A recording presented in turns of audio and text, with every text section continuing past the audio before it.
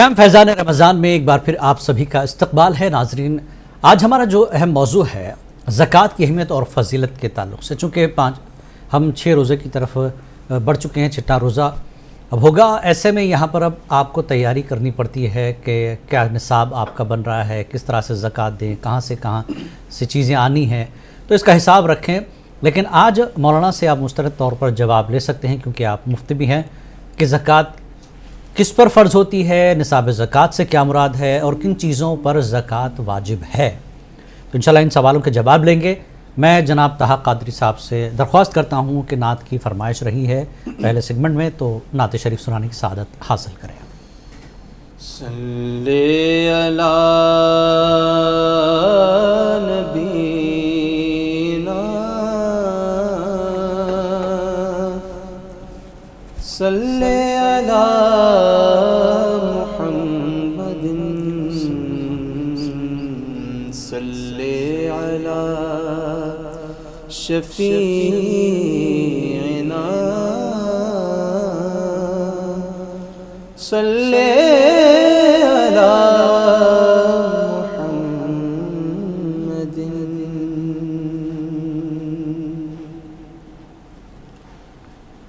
دل کو ان سے خدا جدا نہ کرے، دل کو ان سے خدا جدا نہ کرے، بے کسی لوٹ لے خدا نہ کرے، بے کسی لوٹ لے خدا نہ کرے۔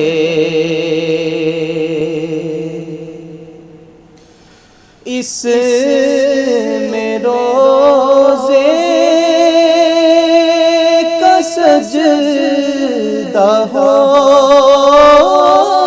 کہ طواف، اس میں روزے کا سجدہ ہو کہ طواف، ہوش میں جو نہ ہو وہ کیا نہ کرے، ہوش میں جو نہ ہو وہ کیا نہ کرے۔ حشر میں ہم بھی سیر دیکھیں گے، حشر میں ہم بھی سیر دیکھیں گے، منکرات سے التجا کرے،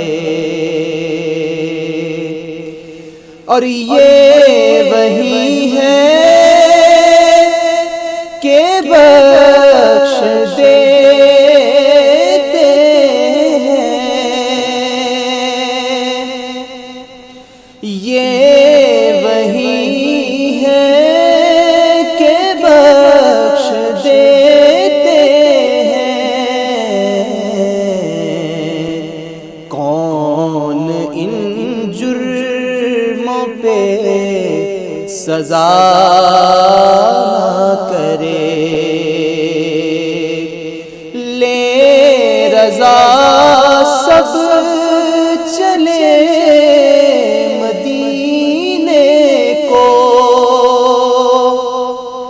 لے رضا سب چلے مدینے کو،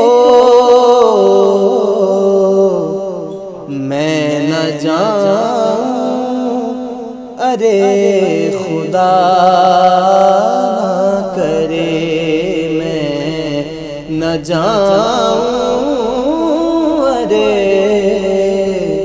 خدا نہ کرے دل کو ان سے خدا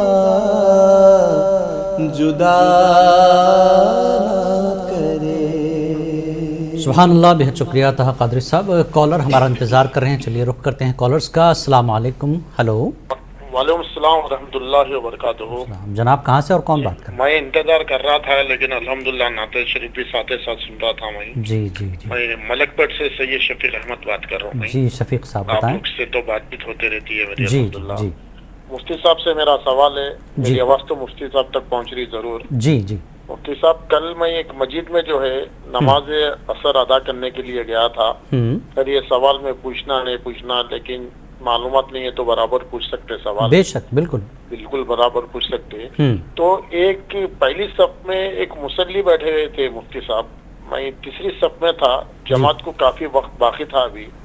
تو وہ مصلی کے ہاتھ میں جو ہے موبائل فون تھا، جی اور اس کے اندر سے انہوں کچھ آیت کے مطلب پڑھ رہے تھے، یا یاسین شریف تھی یا قرآن پاک تھا۔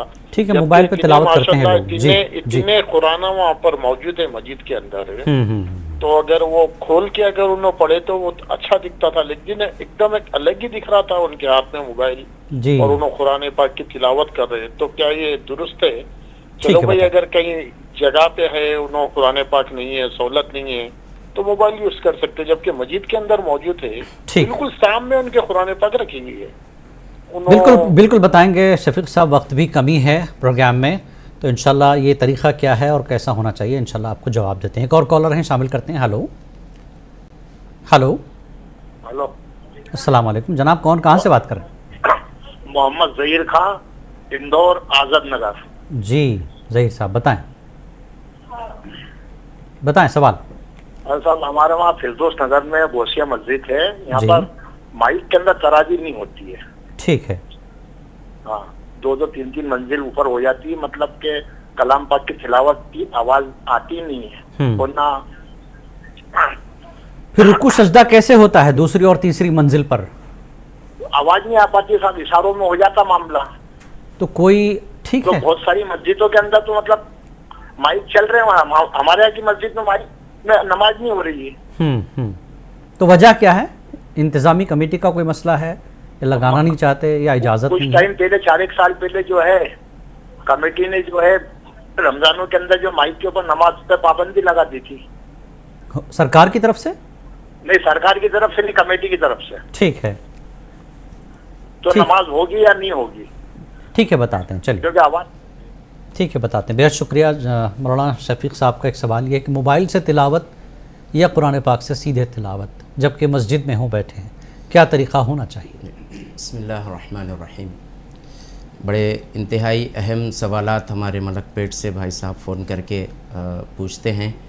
دیکھیے، موجودہ دور میں سہولتیں ہیں، جی، اور سہولتوں کا استعمال کرنا شرعاً بالکل درست ہے، اس میں کوئی قباحت نہیں ہے۔ تحریر کیا ہوا کتابی کاغذی نسخہ پڑھیں یا پھر کسی اسکرین کے اوپر ہم دیکھ کر تلاوت کریں، اللہ رب العزت کی بارگاہ سے ہمیں ثواب اتنا ہی ملتا ہے۔ یہ نسخہ لے کر تلاوت کرنے میں زیادہ ثواب یا موبائل میں دیکھ کر پڑھنے میں کم ثواب، ایسا کوئی اصول شرعاً ہرگز نہیں ہے۔ یہ ضروریات زندگی اور آسانی کے لیے یہ بالکل تلاوت کرتے ہیں، اور عموماً قرآن مجید کی تلاوت فون میں کرنا یہ ان لوگوں کے لیے رہبری ہے جو موبائل میں دوسرے غیر ضروری چیزوں کا استعمال کرتے ہیں۔ دیکھیے، موبائل میں موبائل رکھتے ہوئے بجائے دوسرے پروگراموں میں ویڈیوز دیکھنے میں، کامیڈی میں، یا چیٹنگ کرنے میں، یا کسی اور غیر ضروری کاموں میں لگے رہنے یا گیم کھیلنے سے بہتر ہے کہ قرآن مجید کو تلاوت کے لیے بھی موبائل کا استعمال ہو سکتا ہے۔ اس کا ایک اچھا پہلو ہم حاصل کریں تو یہ ہمارے لیے بہتر ہے۔ اب رہی دوسری یہ بات کہ عام طور پر حفاظ قرآن اور تلاوت کے عادی لوگ فون کے اندر قرآن مجید رکھ کر اسے کھول کر تلاوت کرتے ہیں، اور جہاں تلاوت ختم ہو گئی وہ اپنا قرآن مجید کی تلاوت کا جو اپلیکیشن ہے وہ بند کر دیتے ہیں، اور اس کے بعد پھر وہ جب کھولتے ہیں تو جہاں تک تلاوت ہوئی تھی ڈائریکٹ اسی صفحے سے پھر اس کا آغاز ہوتا ہے۔ تو یہ یاد رکھنے کے لیے بھی وہاں سہولت رہتی ہے، جو غیر حافظ جو قاری ہوتے ہیں ان کے لیے بڑی سہولتیں ہیں۔ تو موبائل فون کا غلط استعمال کرنے سے بہتر ہے کہ موبائل فون کو اچھی طرح بہتر طریقے سے شریعت کے لیے استعمال کریں۔ بالکل شرعاً یہ جائز ہے، کوئی ممانعت نہیں ہے۔ البتہ اسکرین پر اگر قرآن مجید کی آیتیں ہوں تو پھر اس کو باوضو چھوئے اسکرین کو، اور اگر وضو قطع ہو جائے تو پھر بائک کا بٹن یا کوئی اور بٹن کے ذریعے سے جو آپ تحریر کو نہ چھوتے ہوئے اس اپلیکیشن کو بند کر دیں، اور اس کے بعد باوضو ہو کر ہی پھر اس اپلیکیشن کو کھولیں۔ چلیے بہت شکریہ مولانا۔ اس میں ریزیوم کا جو آپ نے اشارہ کیا ہے، ریزیوم ہوتا ہے جب آپ بند کر دیتے ہیں تو دوبارہ وہ کھل جاتا ہے وہیں پر تاکہ یاد رہے۔ اور ایک سوال تھا ان کا ظہیر خان صاحب کا، ان کا اندور سے سوال ہے کہ نماز تراویح ہو جاتی ہے، 3 منزلیں ہیں، مائک نہیں ہے، اشاروں سے کسی طرح رکوع سجدہ ہو جاتا ہے، کیا حکم ہے؟ انتظامی کمیٹی کو کیا مشورہ دیں گے؟ سرکار کی طرف سے کوئی پابندی نہیں ہے جی۔